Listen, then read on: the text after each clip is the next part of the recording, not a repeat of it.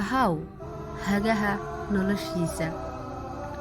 waayo waxaa hubaal ahi inay caqabado hor leh ku soo gaari doonaan ama ay ku soo wajihi doonaan markii aad bilowdo inaad u noolaato habkii adiga aad u arkaysid.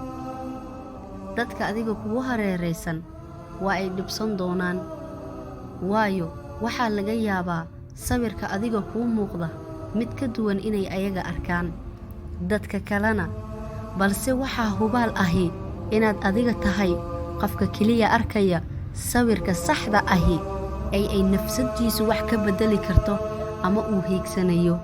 sidaa daraaddeeda sinaha uga harin halka adiga aad hiigsanayso hadallada dadka qaarkood ay ku dhahayaan, waayo ayaga kuma khaldana inay fakirkaaga beddelaan, waayo waxaa u muuqda sawirka adiga aad arkayso mid ka duwan.